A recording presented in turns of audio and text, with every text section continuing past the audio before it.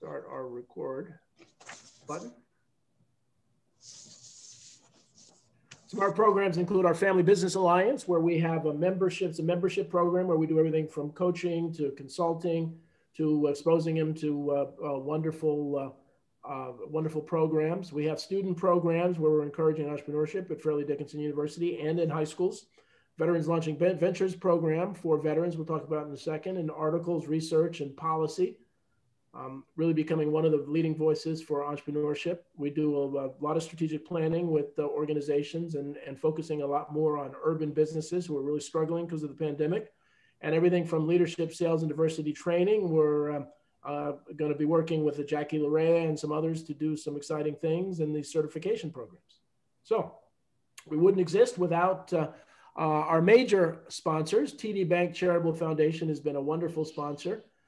Provident Bank as well, and the Commerce and Industry Association of New Jersey. And second, I'm going to promote Tony Russo, the panelist. I think he's going to join us for some of our session, the president of the Commerce and Industry Association of New Jersey. We also are very proud to have created something called Family Business Week, where the fourth week in October, we're encouraging really everyone in the world to support a local family business.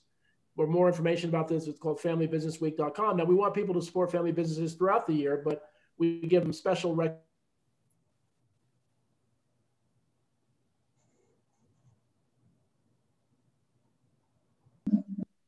Oh yeah, hi everybody. I'm Marian James, and my business is coaching, professional coaching. I'm here in Basking Ridge, New Jersey, and I'm really excited to be here today because I got to hear already Brad's really compelling story about humanism. And as a coach, I mean, that enters into basically everything I do, almost every conversation I have with those I coach, especially in the area of medium and small size businesses as well as corporations. So it's kind of like a common bond and element underneath so much of our success. So my background is in learning and talent development. I'm a lifelong learner and educator, and I'm really excited to be able to share some insights around what Brad's going to share, but his story is so compelling, it kind of says it all. So I'm just really excited to be here, and thank you for having me. Thanks, man. I just want to start by thanking the whole FDU team. I have been watching these webinars for the last few months, and after working with the team this week to prepare for this one, it has been a pleasure. And I just wanted to take a moment to say that, just because it's a lot of quality and a lot of information over a long period of time, and I think we all look forward to them on Fridays. So that being said, my name is Brad Reuter, and design and construction is our business. I grew up in New Jersey, went to Purdue University, and pursued construction and design on a large corporate level for many years until I decided to start my own firm, Bradcore, with humanism as the driving force. I sort of had this yearning desire to combine what I love almost more than anything, design and construction, into people, and really impacting their lives and using the tools that, you know, I was educated on, and I feel impacts almost everyone's life. So today's topic is humanism in business. And I think in general, we want to talk about three general topics. The quote you see from Maya Angelou was chosen by FDU, but extremely poignant for our discussion today.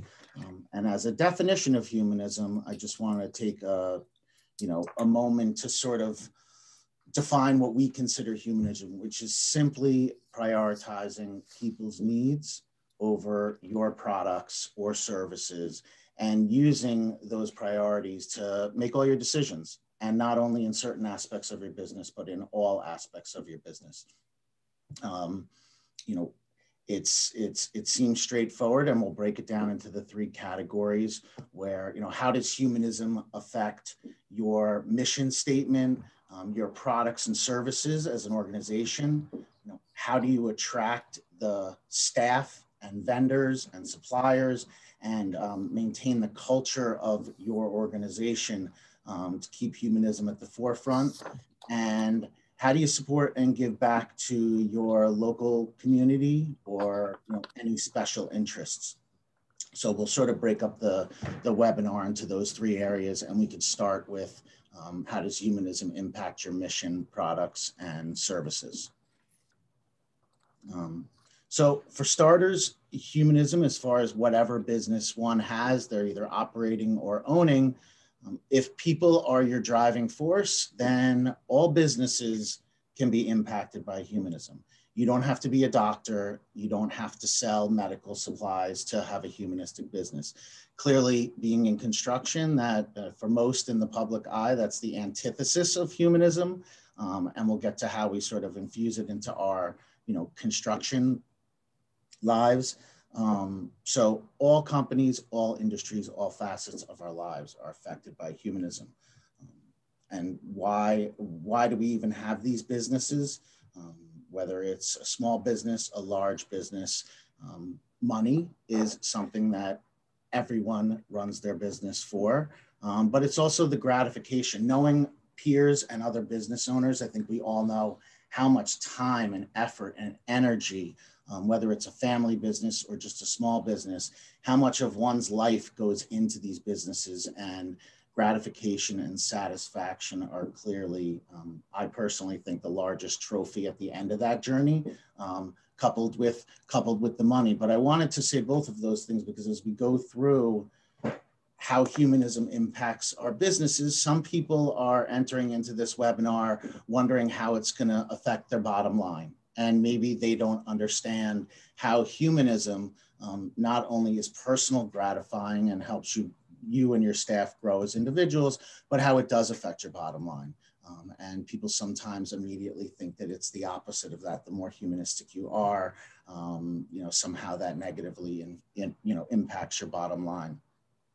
So how do you get started on becoming a humanistic organization? And for starters, and this is one of the areas in speaking with Marian the last few days, one of the areas of her expertise is clients, our relationships that we have with our clients. So knowing your clients well and addressing their needs is something that is paramount. For us, it started off with just listening, just really listening to our clients and understanding, are they anxious? Are they nervous? In our industry with construction, it's generally an expensive endeavor, emergency-based, something that disrupts one's life. So we come from a point of sitting with a client that's about to embark on something that's pretty extreme, and it's our job to create that peace of mind for them as we're moving forward. So I don't know if Marian, you wanted to address some of the expectations versus experience, or the anxious feelings that people have during a process like this. Sure. So it's probably not the first time you heard this, know thy customer. I think we all set out to do that. We seek to do that. And that's where the relationships are formed and really getting to know them. But when I can speak from just my experience, there's the piece of the what do they want. And no matter what our service or our specialty is, whatever your family business does, this is where we kind of form those connections a lot about, well, somebody might want some renovations, or somebody might want a product that you sell, or somebody might want coaching from me. And within that, they want some peace of mind. So we immediately set out to try to connect with them around their want. But what really were those strong connections, where Brad is taking us, I believe, is into how they feel. So we don't want to lose sight of how they feel in thinking about even beginning to renovate or beginning to work with us and our companies, and having somebody, especially now with COVID, coming on site or engaging with them. So there's feelings that come up, like being anxious and being concerned. So now we've got, if we can connect around those emotions, that's where those sustainable, long-lasting relationships will be formed. And that's where we'll talk more about this later, but they have these expectations of us. So and they're pretty lofty, as you all know, being business owners. So for us to try to create an experience in line with their expectations, we have to understand who they are, what they want, but deeper, what they need. So Peace of mind then, since we've used that term a few times. We actually consider peace of mind a product that we produce with our clients. And it's usually the first thing that we try to achieve. Assuming that everyone in whatever trade you are involved in, construction or accounting, you really need to listen and understand what they're saying, but building trust is probably the most essential component of getting to that peace of mind level. And trust is also the most important part of building any relationship. I think personally, but also in the business world, that once we establish that trust and all those guards are down, we could all actually perform our skill and our trade at a high level. But our first step is trying to get our clients to a trust. Word of mouth, things of that nature help with that process, but we take it on and spend a lot of pre-construction in our universe. We spend a lot of pre-construction time getting to know, our clients. And once we build that trust, in order to follow through with that peace of mind, you have to have the services and products that sort of substantiate that. In our industry, in design and construction, we are a unique firm that we perform all aspects of our industry, all the way from locating properties to designing properties for our clients, to constructing properties for our client, for building those properties, maintaining them, and then also helping people move afterwards. And there was a conscious effort when we started this mission that we needed to have control of the entire process in order to guarantee that we could achieve that trust and that peace of mind.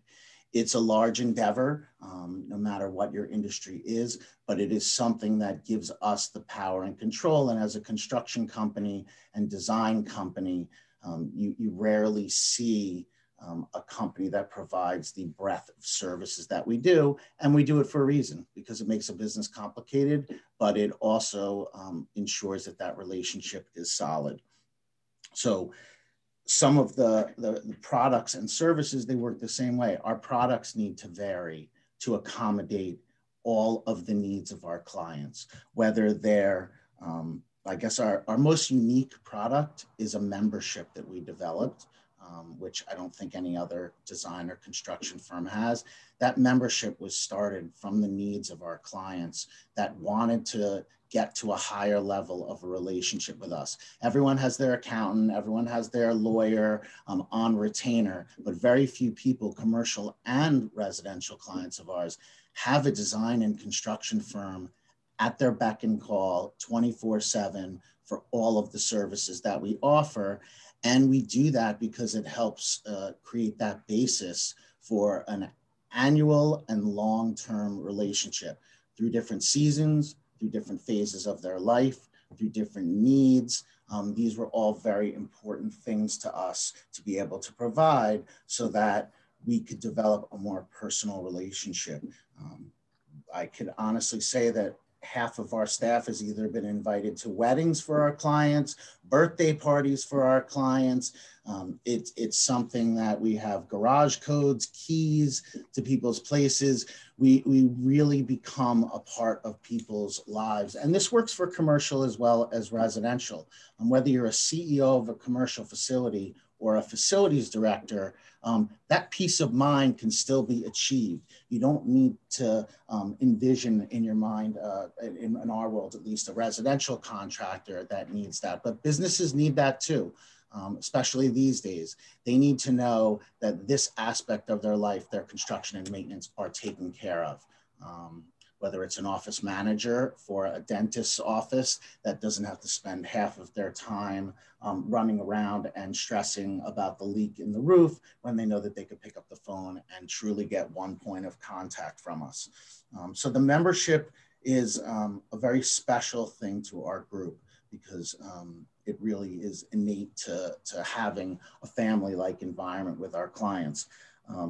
Most recently, we developed Humanism in Building specific division in our organization because the amount of people we had coming to us with a little bit more sensitive needs, people with disabilities, seniors, people are being discharged from rehab centers. We needed to expand in listening to our clients and understanding what their needs were. We needed to expand into having an entire division run now by a physical therapist that we hired to specifically cater to that population so that they get extra special attention versus some of the other construction projects that we're doing. COVID. Over the last year, we have molded ourselves, researched products, were allowed into facilities that other people were not, but that's no different than a snowstorm that knocks out the power from all of our clients. So I'm giving these examples to show how, our reaction from a design and construction standpoint is based on the needs expressed by all of our clients, old, young, commercial, residential, and it makes for a complete relationship. When I start to think of some of the life examples as I was going through all of these items, I think that everyone who's running an organization that's trying to achieve this mission of humanism, if you could yourself sit back with your team and have real life examples that you are experiencing as a group that are achieving this, then you are on the right path. You will know when people feel trustworthy. You will know when people achieve their peace of mind. They will not hesitate to share that with you. Or if you're astute enough, you will feel that relationship grow. So if you're doing it right, your company will constantly be challenged, which, for me, we enjoy as a team. Your company will constantly be challenged and evolving to meet the needs of your clients as time or seasons go on. Is there anything else you wanted to add to just creating an organization pushed by humanism? Something that keeps coming to mind, and now that I've gotten the opportunity to meet you and we've talked through this, and it just, the humanism part, it's a feeling. You just mentioned the word feeling, and it just shines through from you, and I can imagine how it shows up in your people. But you also mentioned the word trust, and what I've learned about trust is that it comes from listening. And when you were mentioning about those meetings you have up front with the people that you meet with, that's, I believe, the first part of trust is just, you must listen with care and listen with deep desire to want to understand their wants and needs. So I think that's just so critical that you pointed that out. And, there's a gentleman called Simon Sinek, you may have heard of him, and he wrote a book called Start With Why, and he also has a TED Talk. And what Simon says, and this is kind of basic sales stuff, we're all selling something probably here as a small business or a medium business. But Simon says, not the game, Simon says, but Simon Sinek says that, everybody knows what you do. So picture a concentric circles. What is on the outside? Everybody knows what you do. They can go to your website. They can speak to you, speak to your customers. People know how you do it. They can also figure that out pretty easily. But what they sometimes need to feel from you and hear from you, and this is the stuff that's not stated, is why you do it. And he asked the question, why do you get up in the morning as a business owner, as a leader, and why should anybody care? And so what I'm hearing from you, Brad, is that caring component, which builds that trust that you mentioned. I guess for me, it was sort of it was a lucky moment in time that I took the opportunity to start my own business with those intentions. I don't know, I can honestly say I don't know what it's like, and you do the coaching of an organization that maybe doesn't have these principles, but wants to morph into something else. I had the, luxury of starting a company from scratch, knowing that was really my intention. So I was able to build from there. I would imagine that morphing a company that doesn't currently exist that way has some additional challenges that, it does. A little bit more difficult that I would not be able to speak to. But, again, my path was pretty specific.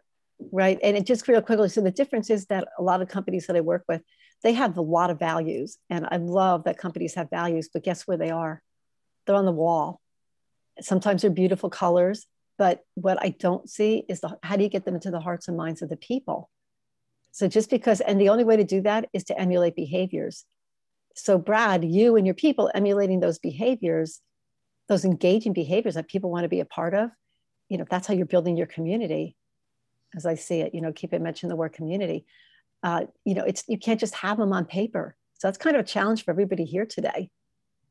How do we get that across? I think that's also a perfect segue to the next bullet point, which is, how do you attract? It's wonderful if you're an owner of a company, but I think we all know as business owners that we are nothing without our support staff, without our team members. I can't really do a lot of construction all on my own. So, how do you attract, develop, maintain, and inspire humanism within your organization and your staff to be able to complete all these things that we just finished talking about? So, as far as attracting and hiring, there's of course the regular part of any business where it's a numbers game and, of just finding the right person, having the right criteria, and that's pretty traditional. But when it comes to humanism, I find that when people are coming here for an interview, I make a concerted effort for them to meet a handful of people that are here and to emphasize our team unity, which if you truly have it, you do not need to talk about it very often. There's very few people that leave our environment without wanting to even just hang out with someone and have a beer. I mean, the personal relationships happen very quickly when you feel like you're walking into a family environment that's willing to embrace you and pull you in.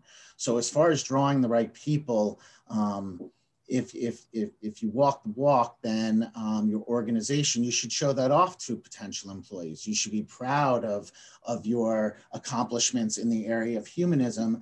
And I find that most people want to be a part of this experience. They just don't know how, or don't have the right conduit or environment to work in.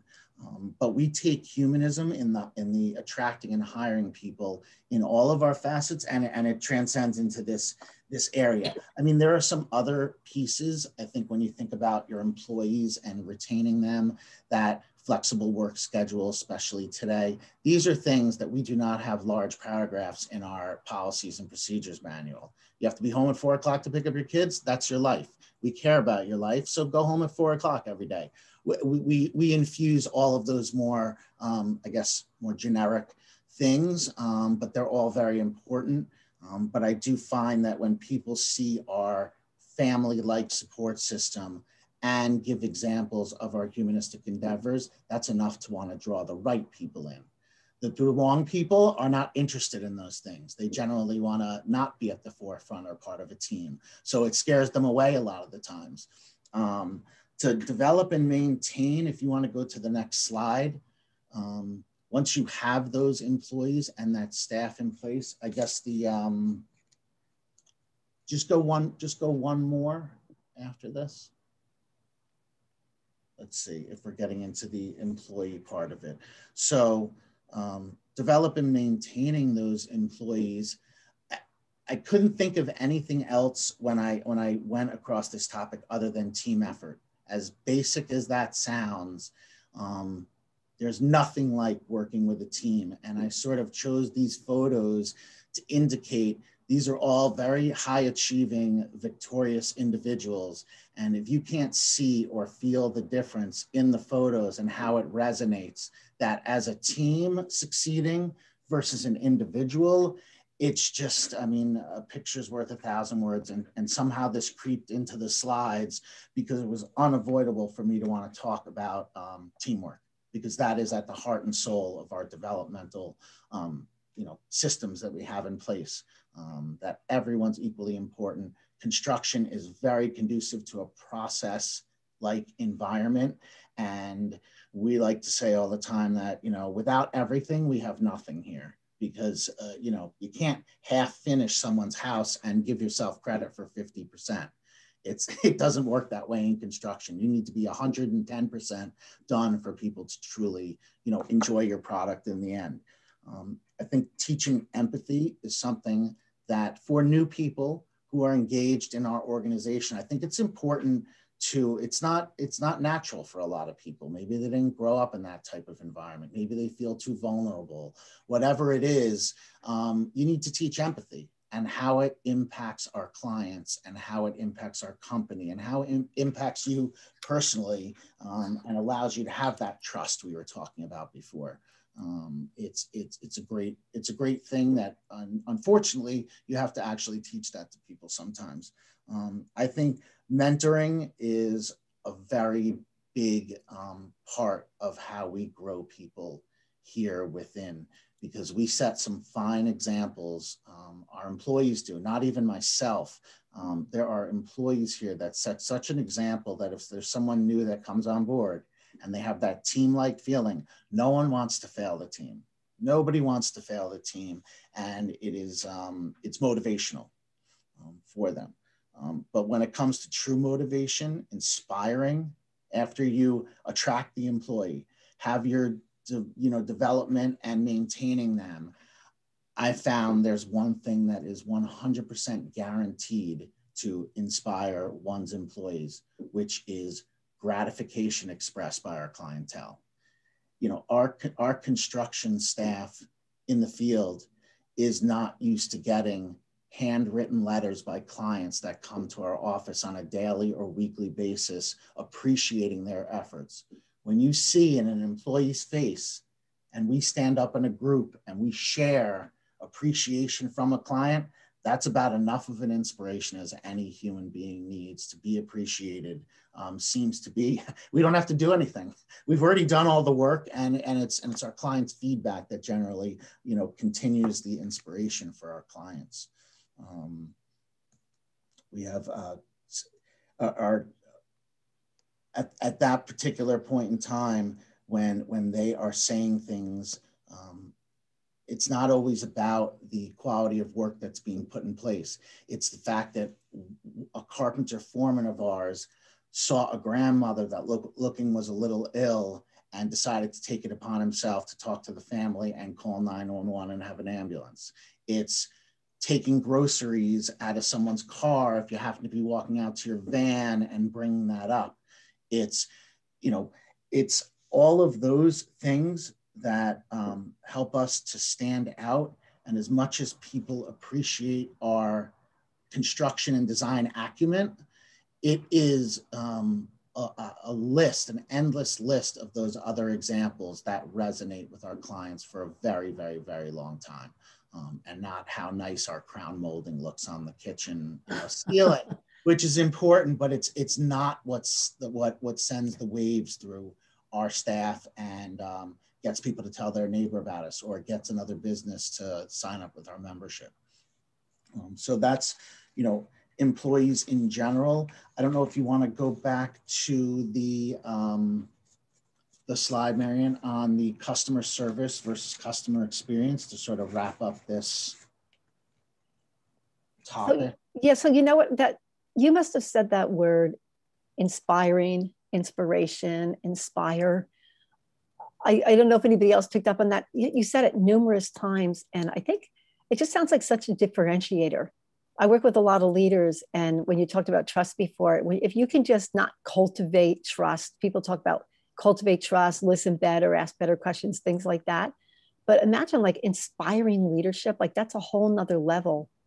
And when I hear that word inspire, it just jumps out at me because now I can kind of share in your vision of how your people feel coming to work, and how your customers feel as a result of what it is that they're carrying, not only with them, not the tools to do the job, but deep within them to make the experience better. When you are the creator and owner of a company and you spend very, very little time after, fast forward the 12 years that we've been in business, I can't even tell you how little time I spend talking to my clients about these, my employees, about these particular topics. It's not something I need to infuse in them. There is if you follow through with all of these things that we're talking about, people will grab that baton and run with it on their own. I don't need to tell employees that have been here for a year that they need to be empathetic. I don't need to tell people what it's like to take the extra step for a client because you know they're having a rough day, and you know what, they're getting ready for school, and why don't you wait in your van for a half an hour and let them do what they're doing in the house and go in. I don't need to say any of those things, and it makes me proud to not have to focus in on those issues for people that are here. There are times like I guess as a proud parent would almost feel, sometimes I just step back and I just watch everything sort of unfold, and I do not have to worry about a client being unhappy about one of my employees. And that's special. And that's probably why I use the word inspire a lot, because when it's real, it's very powerful. Well, I hear it in your voice, just as you're getting all excited talking about it. So, you know, for those people in the audience who either have a company of their own and they're trying to reach that level of inspiration, or they feel they already are, or they're working for somebody else and they're trying to instill those same kind of values. So there's three things that you're seeing on here. You know, the customer service, again, people usually know why they're hired. They know what their jobs are. I hope they know. Sometimes if they don't, we need to make sure they do. The customer experience is, again, you know, it's not always the expectation that they're going to go out and get to know the customer and make them feel good about the interaction. But in order for total customer engagement to be in place, they have to start considering these things. And again, it begins by listening better. It begins by just, you know, one act of kindness that I'm hearing. And for them to be engaged, you know, we need to understand their expectations. If we don't understand the expectations overall, by asking a question, you know, okay, so I'm going to be doing a home improvement. What are your feelings about that? Or what are your thoughts about that? Things like that, just simple questions to let them know at least you care when you step foot on the property. So the engagement's super, super important. It has to balance out with the experience. And, you know, if just a simple tool, if you haven't had the time, or things are changing right now because through COVID, your customers in that experience area are really nervous and anxious, I'd imagine, maybe even coming on site. So, you know, I do it in my business. I have customer personas where I'll take 3 sample customers, and then I'll just kind of blow out, and there's templates for this. You can find them online if you Google them. Who is this person that I'm serving? Is it an older citizen in a home? You know, what are their fears? What are their anxieties? What are their previous like? Just really get to know them on a deeper level, and then prepare yourself to go interact with that person. That's a tool that you can bring back and utilize to try to get to know your customers better.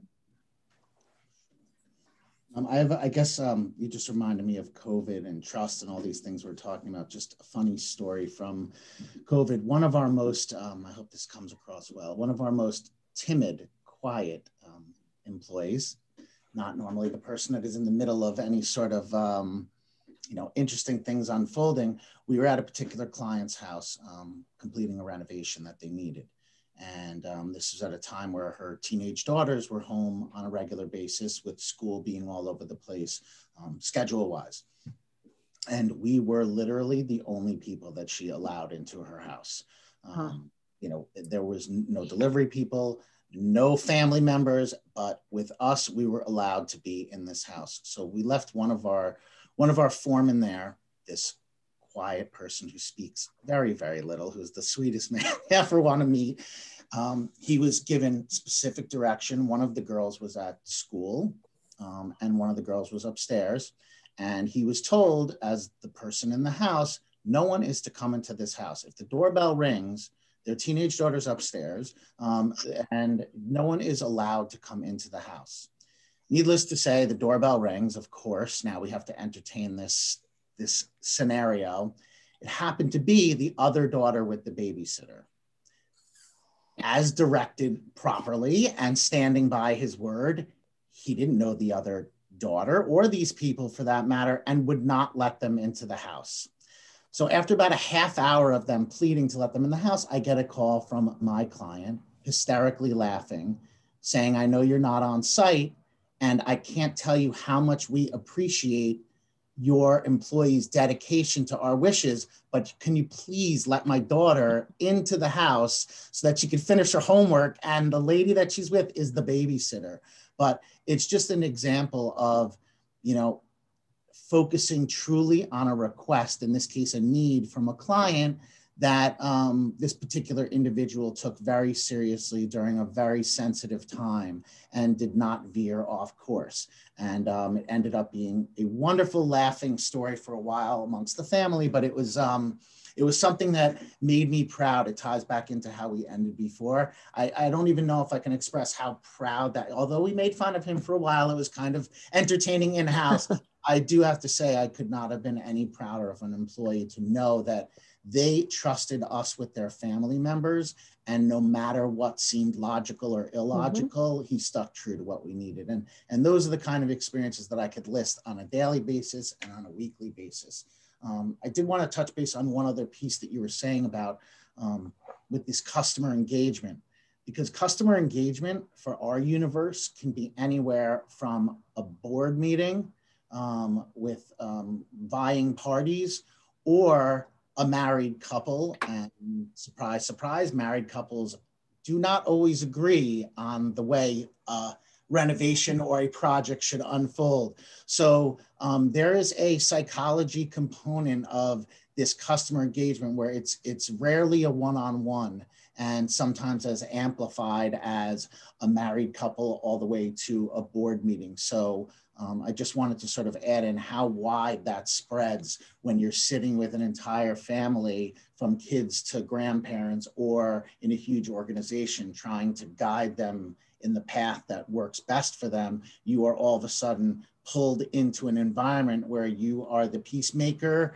you are the solution maker, and all you want to do is tell them what they should be doing construction-wise. And this facet of it becomes much, much more important. Yeah, Marian, can you hear me? Yes. So I apologize. My computer died. My hard drive died completely. So I'm on my iPad now. So of all the times to do that. So I apologize. You folks have been doing a great job. So you've been asking a lot of questions. So if you don't mind, I'm going to ask you some questions. So you are an expert coach. You are certified at what level as a coach? A PCC, which is the second level coaching out of 3. Coach. So you work with a number of business leaders and others. And Brad is unique. Why don't you say what advice, you folks have been doing, what advice do you have for our audience, our small business leaders, our family business folks? What do you say to them? Well, you want me to go? I actually have a few. Yeah, sure. I actually was thinking about this because I know you, and I know you were going to ask something like that. So, I'm thinking, I always, as a coach, like to challenge the people I'm working with. So now that we've come to all these insights and everything, and we've got all this, we've been talking about all these great things like customer care and inspiration and Brad's story, what are you going to go back and do about it? So the things that I'm asking you, and some of you can put it in the chat box before you leave, because if you type it out, it means commitment.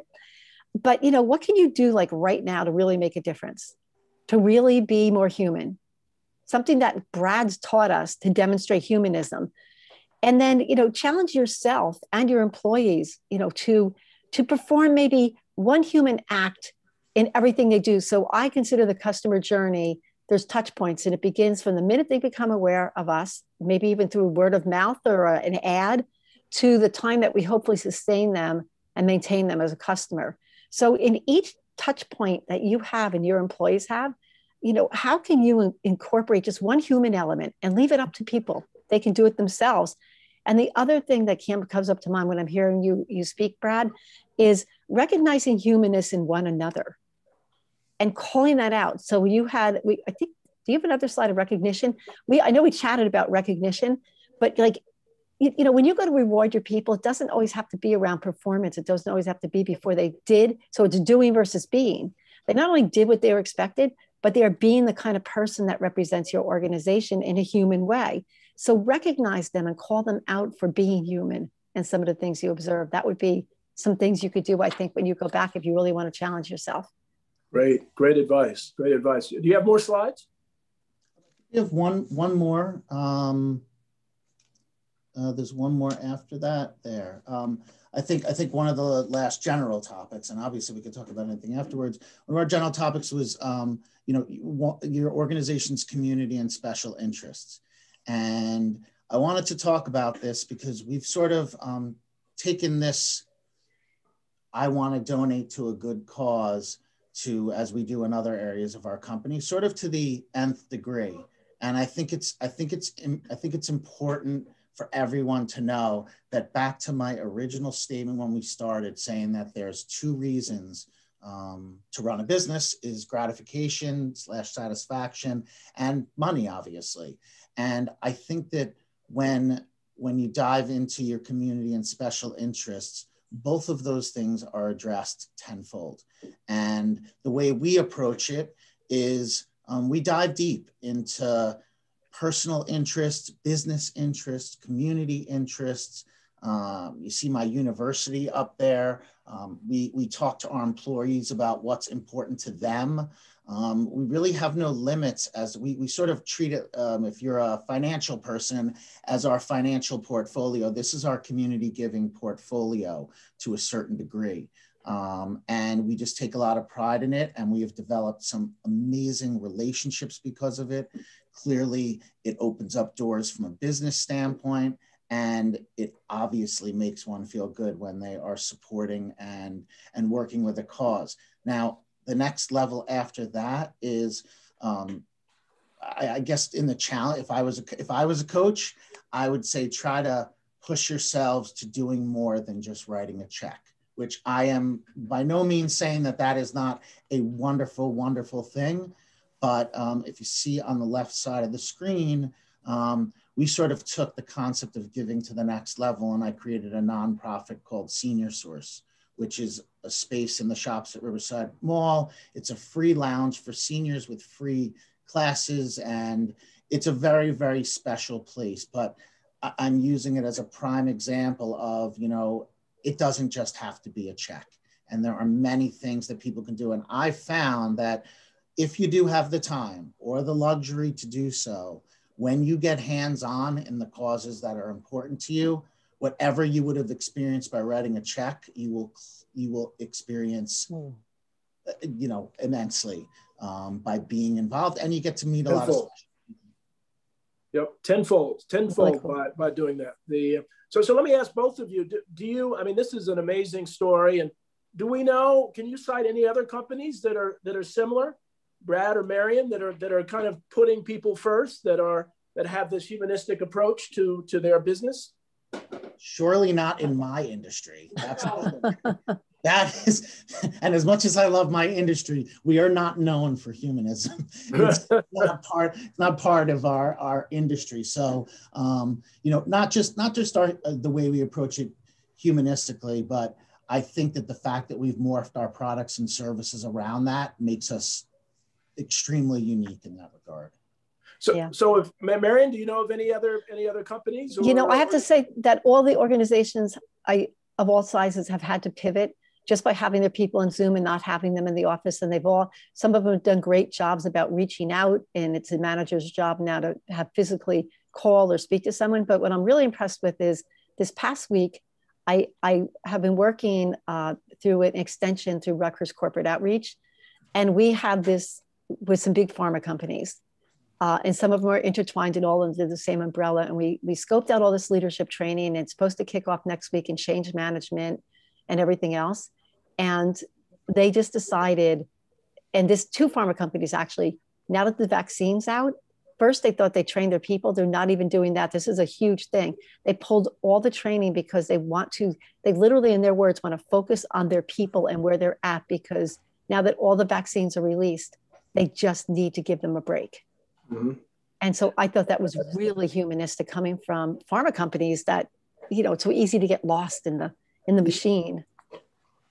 Dale, you made me think of something along that, which is that for your vantage point of all of these businesses and what businesses are humanistic, I don't know why it popped into my head, but all businesses seem to focus when it comes to the marketing phase of a business. All of these tools of focusing in on clients' needs and whatnot seem to be very prevalent in almost every organization or every good marketing department. But for some reason, the same passion for humanism doesn't tend to follow through in the operations, delivery, and follow-up part of a business. But as part of marketing, you are focusing in on what people need and trying to develop a product, which is any good marketing company. But I'm not exactly sure why people don't take it through the other phases of what one's business is. Yeah. Well, It's scary, isn't it? It's a little scary. I mean, people in the audience may be sitting there saying, this is fantastic, but they've been doing this, Brad's been doing it for a long time. Marian, what do you think? And we could probably stop sharing the slides too. Yeah, I think I will stop sharing the slides. Well, you know what, just something that I was thinking as you were both talking is that, and I see it happening, is that as employers and as business owners, it has to start with us and our employees. If humanism isn't there, it's really hard to say to people, reach out to your customers more, be more human. You go out and find a touch point, just put a human element in. If we're not listening to them because they're anxious because of COVID or because they have challenges at home, or maybe they even lost somebody, we have to create a culture where humanism is at the base of it before you even think about doing it with your customers. And I think that's what I hear, Brad, you've done. Yes, for sure. I mean, you can't follow through with the implementation without the people behind you. And it's sort of an all-in process. I think that people consider, and I don't know what the distinction is between doing something nice or having a humanistic organization. I think that there's a lot of people that do nice things along the way or take moments to, hold open a door and do that. But I think when it comes to the business world, and making it a successful part, because let's face it, our businesses need to make money for us to even be able to continue being humanistic. So it's not something to avoid. And I think that you need to be all in. You need to be all in. If this is something that you want to do something, then you just want to be nice people every once in a while. If you want to convert your business based on humanistic values, you need to be all in. Employees, clients, how you communicate, from marketing all the way through delivery of product and all the above. So we had Anita Rivers, who's at Fairleigh Dickinson University, had written in. She wants the contact information for both of you. So can you share your contact information so the audience can reach out to you and learn your secrets? Yeah, what happened to those slides? Well, just give your website. Well, there was a quote in here that I was going to say that being humanistic was the most beneficial part of being humanistic is when people aren't watching or having any expectations. So Marian and I decided we're not going to share our information because we're doing this purely on a humanistic basis. And I love that, Brad. Way to pivot. And we don't need to share our content. Yeah, I'll put mine. Well, actually, can I type in? I'll type mine in the chat, but it's you can reach me at Marian with an A-N, Marian at ignitegrowthacademy.com. I believe that was also sent out with, it appears somewhere on the bio for here. And you can also, the other best way to reach me is on LinkedIn at Marian Janes with Jan as in Nancy, E-S. Love to connect. And I'm going to put it in here for you. And I think that I just saw something from Susan that she's going to share all the contact information, but I can give my my email address is bruder, RUDER at brad-core.com. And you could always check out our website too at www.bradcore.com. Well, it's wonderful because I think people are going to want to say, Brad, well, how do you do it? What do I start? What's your advice? And so I think, it's really wonderful. I mean, it's amazing. It's amazing how our shows about humanism and caring, seem to get really good sized audiences. And I do coaching and Marian does coaching. And she and I were talking before the show about there's more interest in coaching than I've seen in a long time. So I think that people are trending because of the pandemic, that they really are doing things because we've been suffering and we've been struggling. So I think this is it's the right thing to do, but it's the right time to do it. So I don't know, Marian, you want to say something? Well, yeah, absolutely. Because Dale, what I'm finding and coaching, it's a great time to be a coach because not just because you can get out there and build your business and make some money, because you really can truly help. And when it comes to coaching, so people who want to do what Brad's done and emulate what Brad's done, and you're really well-intentioned, that word comes up a lot. Sometimes it's just really hard to get it done. So that's where the coach comes in, is helping turn that motivation, lighting that spark, and just helping you figure out, how to embed that in your organization. So Brad, you started a trend. You're way ahead of the game. That's You knew the pandemic was coming, and you became, a people person long before that. You know what? We were joking about it before the webinar started. And honestly, I spent, the last couple of days looking at this for the webinar, and I forgot how humanistic we really are. I really, you just operate a certain way. And it was actually really, I don't know, it was a very extremely fulfilling couple of days in looking at this information and reevaluating, being forced to reevaluate who we are. And I was pleasantly surprised. I was pretty happy with the results. Now let's get a little personal as we get towards the end of it. I mean, relationships outside of work. I mean, does this carry over? Does this make life outside of work that much better? I could speak from my organization, and I could stand up everyone in a room and we would all have the same exact answer. There is no distinction between work and how our relationships develop and work versus personal. We spend a lot of hours together. We work together, and I make a concerted, whether it's a trip down the shore every summer together, or whether it's dinners together, or it's mingling our field staff with our people in senior source, and so on and so forth. It is amazing what goes on a personal level, meaning the connections and the trust and the caring. Let's put it this way. If someone had a personal issue in their life going on in my organization, one of the first calls outside of their immediate family would be another employee in this company. And there isn't one person here that wouldn't be at their beck and call 24/7. It's a very special thing that I feel lucky sometimes. This is not something that I feel like is so planned, or maybe part of it is, but I am lucky to have a group of people that care about each other on every single level. And so now what about the community, local programs, sports? I know you do some supporting of that and other things. And, that's part of this, isn't it?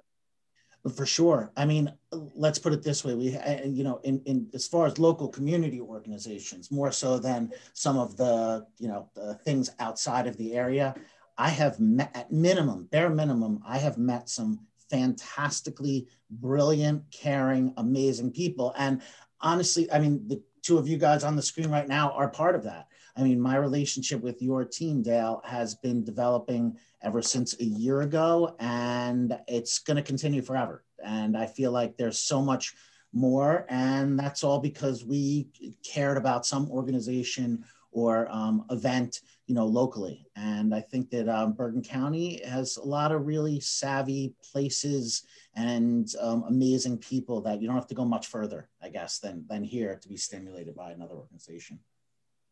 And I write a lot about influence, and so just this positivity is influencing other people to be more positive. So it becomes contagious. So Marian, as a coach, you want to talk about that?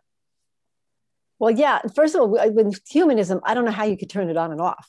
Mm-hmm. And so to tie into your contagion, you want to have that. If you're living and you're incorporating that into who you are, it's how you show up. And your behaviors, it always comes down to me behaviors as a coach. I'm always saying, well, behavior is going to indicate where you're at and how you show up. And so when it comes down to the humanism part of it, you just have to demonstrate human behaviors over and over and over and be positive and confident. So what I hear in Brad's voice is confidence. He's not just talking and sharing his story, like he's so immersed in it. And there's a lot of emotion in that, seriously. And so, if you can demonstrate that over and over again and that positivity, you don't have to, just the way you show up is enough. But you can't turn it on and off. It's who you are. It becomes your fiber, your reason for being.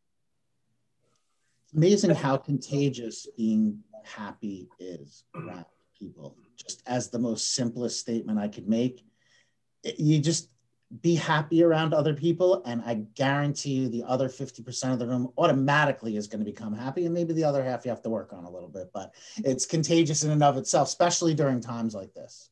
Yeah. Have you tried the game? I'm in New York City all the time, and I do play the game of smiling at somebody and seeing them smile back, because they often say the only people smiling in New York City are the crazy people, but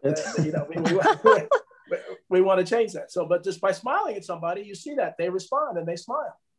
it really helps. And again, I know you, Brad, you described it earlier. You defined humanism earlier. Now I just want to make sure again, this humanism is not a religious thing. It has nothing to do with religion. It has to do with how we behave as human beings. And I think it's really very powerful. And I know my dad, who passed away in September, and my mom, that they've always been the most positive people. And my mom, who's here, has Alzheimer's, and so I know other people, and they say, when you have Alzheimer's, sometimes your personality comes out and you're not nice. But my mom is so pleasant and so grateful and so thank you that this humanism is about who she is at her core, and it's wonderful. And so I'm blessed. I'm really truly blessed to have parents like that. So as we get near the end, final comments, either Marian, Brad, what are your final thoughts? I guess my final thought, I guess, in the spirit of being helpful to the people that were around, is I'll just go back to what I was just saying, that this is not a subject that you have someone come in and do a presentation on humanism. So you have a room full of people checking it off because your human resources department wants you to tell people to say thank you on a regular basis. This is not what this webinar was about. This webinar is about starting with yourself, starting with your next director of operations, starting with every employee, every vendor, and being fully vested, because I just truly don't think that anyone will reap the benefits that I had on doing it sort of part of the way. And again, that distinction between just being nice and humanism, to me, that's my definition. It's really taking the niceness and being completely enveloped in it. So I would recommend that if you want to change your company, look at yourself first and make sure that you trickle down that same vibe, with everyone else. And that's the way you'll succeed with it. And before we, so Marian, I want to echo that this is just the start. This is really just a kickoff. Some of you have been living it. Some people online are living it already, but hopefully, and that's why they want your number. They want to say, well, how do we begin this process, and how long does it take to really make it become part of you? So, Marian, do you have any final comments? My thoughts are just that it's always make it about them, which I think we all know that, and we all do that. Whether it's your employees, your customers, your family, today's world, you'll reach out and help somebody. But, if you can make it about them, the other thing is just give yourself and the people around you the freedom to be human. Just give them the freedom, because, a lot of times we say it's like lip service. Give yourself and your people and everybody around you the freedom to be human and appreciate them for who they are. That's wonderfully said. But I just want to thank Brad and Marian, thank you so much. Again, I apologize to you and the audience. My hard drive is dead. I actually called the place and between said, order me a new Surface. So I'm getting a new Surface. But thank you. This is great. You did a good job carrying it on. So I thank everybody for attending. We had a great audience today, and we will see you next week. So take care. Bye-bye. Thank you, Dale. Thank you, Dale. Bye, everybody. Bye-bye.